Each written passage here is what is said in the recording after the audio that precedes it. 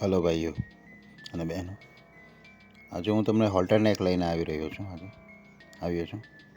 તો આજે આ ફોટા જેવું આપણે હોલ્ટર નેક પેપર કટિંગ આજે બતાવું છું. એક બેન જેમને આ જોઈતું હતું એટલા માટે મેં વિચાર્યું કે બધા માટે જ કરું. આ રીતે પહેલાં આપણે લંબાઈ 13ની છે ને એમાં પ્લસ 1.5 ઇંચ કરવાનું છે. પહેલાં મેં આ ડબલ વિછાઈ લીધું છે પેપર. તો આ રીતે આપણે લાઇનિંગ આપી દઈશું ઉપર લંબાઈમાં. હવે આપણે અહીંયા 3 ઇંચનું ગળું મૂકી દેવાનું છે અને 3 ઇંચનો શોલ્ડર મૂકી દેવાનો છે. પછી આપણે મુંડાનો ભાગ છે આમ હોલ એ 5.5નો મૂકી દેવાનો છે. હવે અહીંયાથી આપણે આમ નિશાન પાડીને આ ચેસ્ટનો ભાગ છે. તો ચેસ્ટના ભાગમાં આપણે હવે 34ની ચેસ્ટ છે તો 8.5 મૂકી દઈશું. પછી પ્લસ 2 ઇંચ કરી દઈશું. કમરમાં સેમ એ જ રીતે આપણે 26ની કમર છે તો ચોથો ભાગ મૂકી દઈશું આપણે 6. પછી 2 ને 2 4 ઇંચ આપણે કરીશું આ રીતે. હવે આપણે બેની વચ્ચે ટક્સનું નિશાન બી પાડવાનું છે. તો આમાં એક જ ટક્સ આવશે એટલે પહેલાં આપણે આ નિશાન બધા પાડી લઈએ અહીંયાથી. એટલે આપણે કમરથી ચેસ્ટનું નિશાન છે, જે વધારો છે આપણે 2 ઇંચને તેનો એ છે. હવે આપણે આ બેની વચ્ચે ટક્સનું નિશાન પાડશું. તો કમરની વચ્ચે આપણે આ રીતે એક જ ટક્સ આવશે એમાં. તો આ રીતે એક ટક્સ આપણે આ રીતે પાડી દઈશું. 4 ઇંચની લંબાઈ આવશે ટક્સની. આ રીતે આપણે 4 ઇંચની લંબાઈ લેવાની છે. હવે ઉપર આપણે જે મેં નેકનો ભાગ છોડેલો છે ગળાનો, ત્યાંથી 1/2 ઇંચ બહાર આવીને આ રીતે તમારે રાઉન્ડમાં આપી દેવાનું છે આમ હોલમાં મુંડાના ભાગમાં.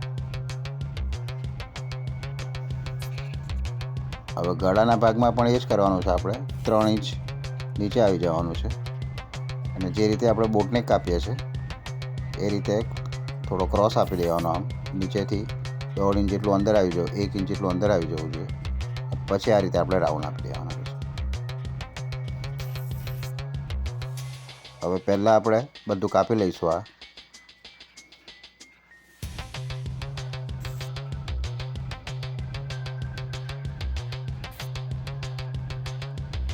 એટલે આ રીતે હવે આપણે કટિંગ કરી લઈશું. શોલ્ડર આપણે ખાલી માપ માટે જ મૂક્યો હતો.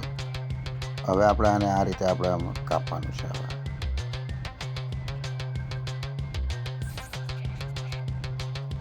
હવે આમાંથી આપણે પાછળનો ભાગ કાઢી લઈશું પહેલાં તો.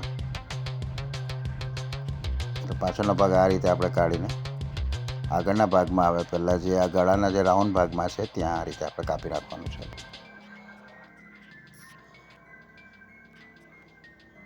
પાછળના ભાગમાં બી આપણે સેમ એ જ કરવાનું છે.